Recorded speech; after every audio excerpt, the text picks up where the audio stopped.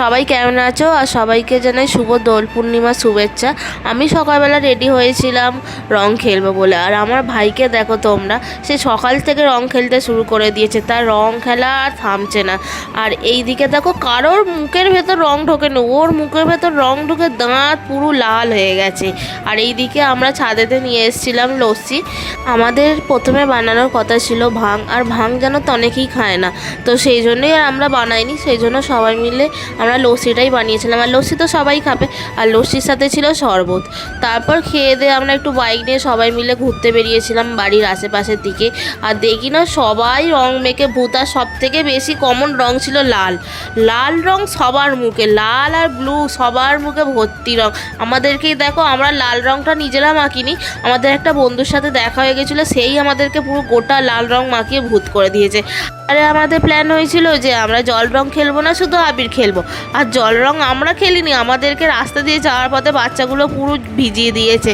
তারপর আমরা বাড়ি এসে দেখলাম যে আমাদের গোটা মুখ থেকে রং উঠে গেছে চান করার পর, কিন্তু আমাদের গায়ে যে রংটা ছিল সেই রংটা হচ্ছে রাস্তা দিয়ে যাওয়ার পথে যে বাচ্চাগুলো রং দিয়েছিল সেই রংটা। আর জল রং কি একদিনে ওঠে? সেটা আস্তে আস্তেই ওঠে। আর হোলিতে রং থাকবে না, এটা কি আর হয়? আজকে দোল পূর্ণিমাতে আমাদের সন্ধেবেলার দিকে সবার ফিস্টির প্ল্যান ছিল, সবাই ভেবেছিলাম ফিস্টি করব, কিন্তু আজকে একটা ভাইয়ের জন্মদিন পড়ে গেছে বলে সেই জন্যই আজকের ফিস্টিটা ও দিল। আর এই দেখো কাকুই রান্না করে দিচ্ছিল আমাদের ফিস্টিতে। আর ও নিজে কেক কাটবে না বলে সবাইকে হাত ধরিয়ে কেক বক্তব্য ছিল, আমি ছোটোবেলা থেকে কোনোদিন কেক কাটি না, আমার কেক কাটতে ভালো লাগে না, সেই জন্যই ও কেক কাটতে চাইছিল। কিন্তু আমরা ওকে জোর জবরদস্তি করে সবাই মিলে কেক কাটানোর চেষ্টা করছিলাম, আর ও বলছিল যে না, কাটলে সবাই মিলে একসাথেই কাটবো।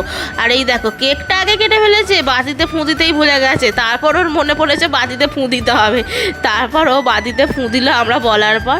আজকে ওর বার্থডে বলেই সেই জন্য আমাদের ফিস্টটা ক্যান্সেল হয়েছিল, আর আজকে আজকে ট্রিটটা দিয়েছে ওর জন্মদিন বলে। আর সব থেকে বড় কথা জানো তো, আজকে আমাকে রান্না করতে হয়নি, কারণ কি আজকে রান্নাটা করছিল কাকু। আর কাকু না খুব সুন্দর রান্না করে, সেই জন্যই কাকুকে বললাম ঠিক আছে তুমিই তাহলে আমাদেরকে আজকে রান্নাটা করে দাও। আর এই দেখো ওদের তিনজনের খাওয়া দাওয়া শুরু হয়ে গেছে। কেক কাটবো কি তার আগেই সব কেক থেকে তুলে খেয়ে নিচ্ছে।